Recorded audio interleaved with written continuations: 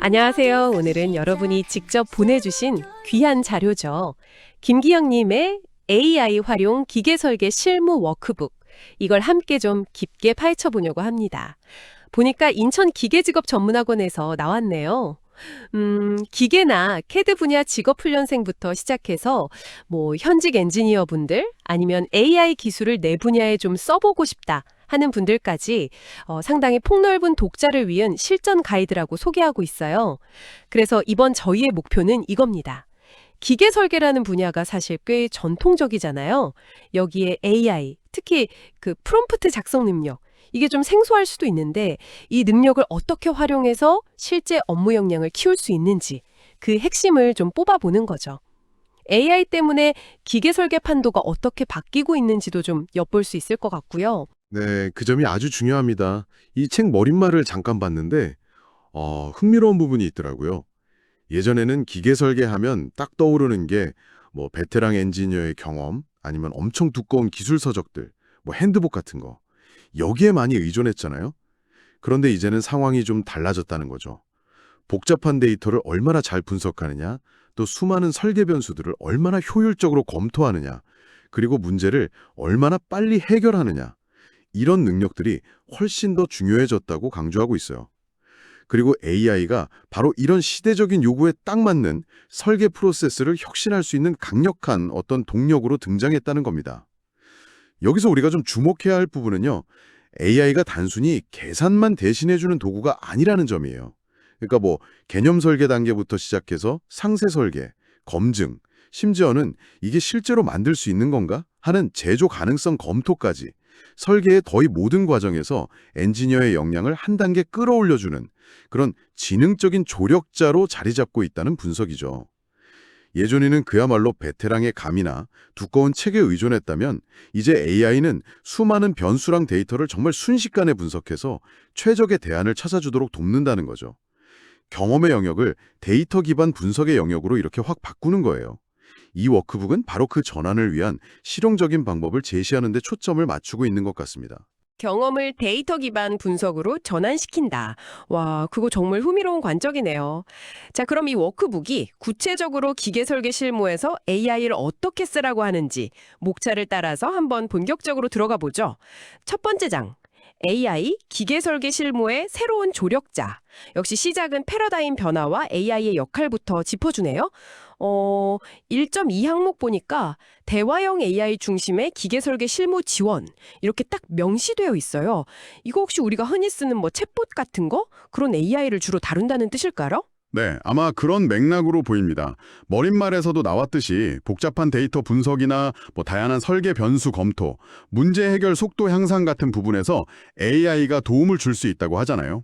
특히 이 워크북에서는 우리가 질문하고 답을 얻는 그런 대화형 AI를 중심으로 설계 전 과정에 걸쳐서 엔지니어의 능력을 보강해주는 똑똑한 설계 파트너로서의 역할을 구체적으로 설명할 것 같아요.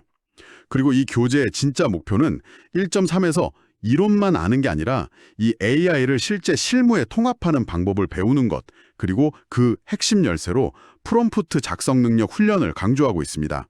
아, 그 프롬프트 작성 능력. 이게 바로 2장의 주제군요. AI와의 소통 기본기, 효과적인 프롬프트 작성법. 사실 프롬프트라는 말 자체가 아직 좀 낯선 분들도 계실 텐데요. 2.1에서 바로 프롬프트란 무엇인가 이렇게 묻고 있어요. 이게 도대체 왜 기계 설계에서 그렇게 중요하다고 하는 걸까요? 프롬프트는요, 아주 쉽게 말하면 우리가 AI한테 원하는 작업을 시키거나 궁금한 걸 물어볼 때 쓰는 명령어 또는 질문이에요. AI랑 대화하는 방법인 거죠. 이게 왜 기계 설계에서 중요하냐고요? AI라는 게 엄청 강력한 연장이잖아요. 근데 이걸 제대로 쓰려면 사용법을 알아야죠. 프롬프트가 바로 그 사용법의 핵심입니다. 2.1을 보면 그냥 아무렇게나 질문하는 게 아니라 기계 설계 분야에 딱 맞는 좋은 프롬프트에는 세 가지 요소가 필요하다고 해요. 그게 바로 컨텍스트, 맥락, 액션, 요청 작업, 그리고 아웃풋, 원하는 결과 형식입니다. 예를 들어서 그냥 볼트 좀 추천해줘 이렇게 툭 던지는 게 아니고요. 이 볼트는 진동이 좀 심한 환경에 있는 로봇팔 관절부에 쓸 거고 M8 규격의 최소 10.9등급 강도는 만족해야 돼. 그리고 내부 식성도 고려해야 하고. 자, 이런 조건을 만족하는 고장력 볼트 한 3가지 종류를 표 형태로 추천해주고 각 볼트의 재질, 예상 수명, 대략적인 단가 정보까지 포함해서 알려줘. 이렇게요. 아주 구체적인 맥락, 컨텍스트와 원하는 작업, 액션, 그리고 어떤 형태로 결과를 받고 싶은지 아웃풋까지 명확하게 지정해야 AI한테서 가장 쓸모있는 답변을 얻을 수 있다는 거죠. 질문 자체를 엄청 정교하게 만들어야 하는 거군요. 그냥 궁금한 거 툭 물어보는 수준이 아니네요. 2.3에서는 이렇게 명확하고 구체적인 기계 설계 관련 질문 작성 요령을 더 자세히 다루고 2.4에서는 또 한 번에 완벽한 답 얻기 어려우니까 AI 응답 보고 다시 프롬프트를 개선해 나가는 반복 훈련 방법까지 소개한다고요? 상당히 체계적인데요? 정확합니다. 이런 훈련이 왜 필요하냐면요. AI가 주는 답변이 진짜 놀랍도록 유용할 때도 많지만 그게 항상 완벽하거나 절대적인 진리는 아니거든요. 그래서 엔지니어는 첫째로 AI한테서 최대한 좋은 답변을 끌어내는 방법을 알아야 하고, 둘째로 그렇게 얻은 결과를 비판적으로 검토해서 실제 설계 결정에 반영할 수 있는 통찰력을 길러야 합니다.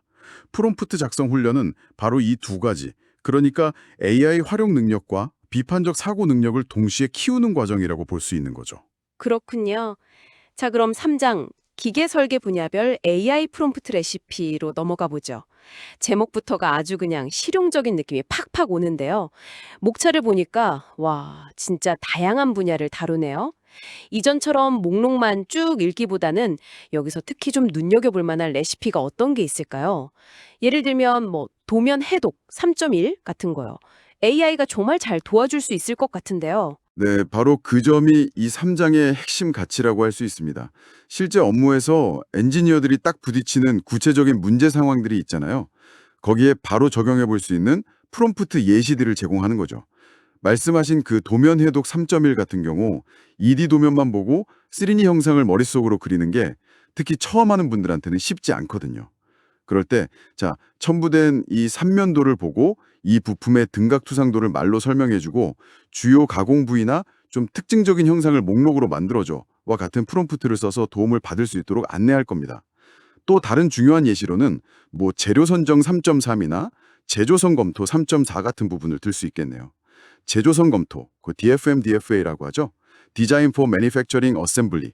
이게 설계 단계에서 실제로 생산하기 쉬운지, 조립은 편한지 이런 걸 미리 따져보는 아주 중요한 과정이거든요. 이런 부분은 과거에는 경험 많은 엔지니어의 노하우를 좀 의존하는 경향이 컸어요.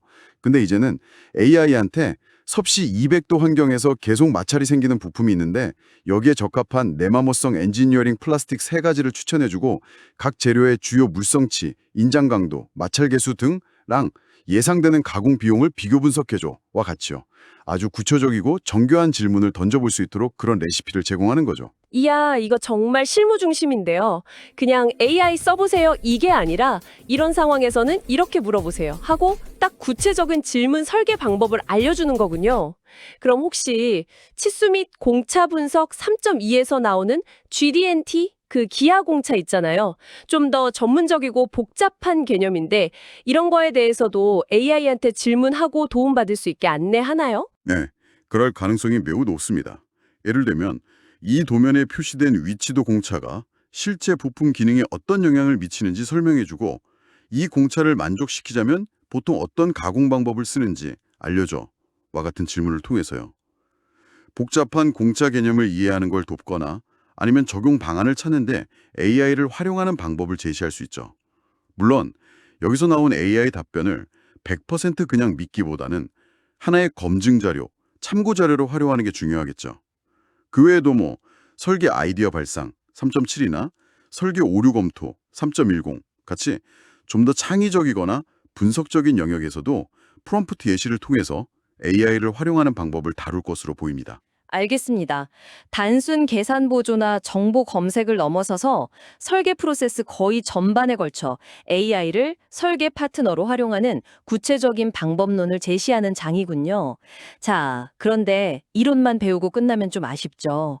4장과 5장에서는 배운 내용을 직접 써먹어보는 실습 단계로 넘어갑니다. 목차를 보니까 실전 프롬프트 실습 4장, 그리고 AI 활용 종합 설계 과제 5장 이렇게 구성되어 있네요. 네, 바로 이 부분이 이 워크북을 그냥 이론서가 아니라 실무 워크북으로 만드는 핵심 요소라고 생각합니다. 4장에서는 총 50개의 프롬프트 실습 시트를 제공한다고 되어 있어요. 예를 들어 주어진 삼면도를 보고 입체 영상 설명하기라거나 특정 단면도가 뭘 의미하는지 해석하기 같은 개별적인 프롬프트 작성 능력, 그리고 그 결과를 분석하는 능력을 집중적으로 훈련하는 단계로 보입니다. 그리고 5장에서는 한 단계 더 나아가서 소형 기어박스 부품 설계 검토나 간단한 조립용 지그 설계와 같이 좀 더 복합적인 과제를 AI와 함께 수행해보는 그런 종합 설계 프로젝트를 진행하는 것 같아요. 이런 실습과 과제 과정은 AI 활용 능력을 그냥 머리로 아는 지식에서 실제 손과 몸으로 익히는 기술로 전환하는데 아주 결정적인 역할을 합니다.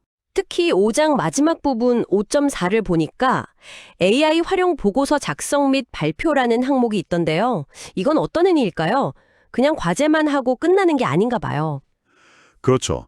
이 부분이 사실 상당히 중요하다고 봅니다.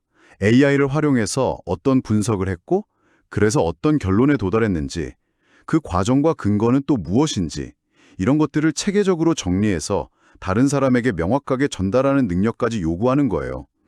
앞으로 엔지니어에게는 단순히 AI를 잘 쓰는 능력뿐만 아니라 AI와 협업해서 얻은 결과를 설득력 있게 제시하고 설명하는 커뮤니케이션 능력 또한 정말 중요해질 거거든요. 그래서 이런 훈련까지 포함시킨 것으로 보입니다.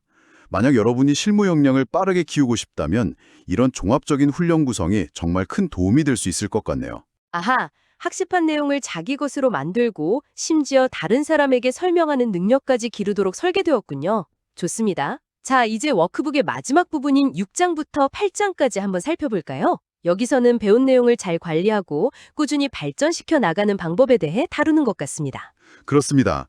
6장은 AI 활용 지식 베이스 구축 및 관리라는 제목인데요. 개인별 프롬프트 로그북 작성법 6.1과 효과적인 질문 답변 아카이빙 노하우 6.1을 제시합니다. 이 로그북 작성이라는 게 내가 어떤 질문을 던졌고 AI한테서 어떤 답변을 얻었는지, 그 과정에서 뭘 배우고 또 어떻게 프롬프트를 개선했는지를 꾸준히 기록하는 거거든요. 이렇게 하면 학습 효과도 높아지고 자신만의 노하우를 축적하는 데 아주 좋은 방법이 됩니다. 오, 일종의 AI 대화 오답 노트 겸 성공 사례집 같은 게 되겠네요. 7장은 AI 질문력 자가 진단 및 역량 강화. 체크리스트 7.1을 통해서 스스로의 강점과 약점을 파악하고 내가 어떤 부분을 더 노력해야 하는구나 방향을 잡도록 돕는 거군요. 네, 맞아요. 그리고 마지막 8장은 미래 준비, AI 기술 동향 및 추가 학습 로드맵입니다.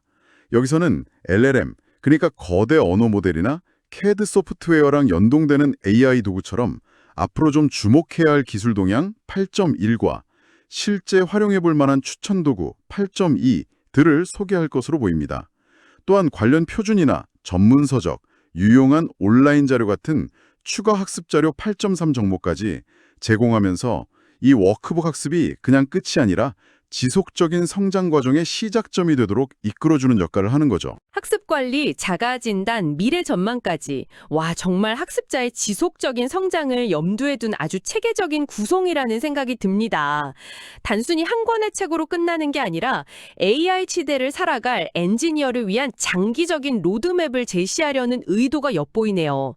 자, 오늘 이렇게 AI 활용 기계 설계의 실무 워크북의 머릿말과 목차를 중심으로 그 내용을 깊이 있게 파헤쳐봤습니다. 핵심을 좀 요약해보자면 이 워크북은 기계 엔지니어가 AI, 특히 대화형 AI와 효과적으로 소통하는 능력, 바로 그 프롬프트 엔지니어링 역량을 질러서요.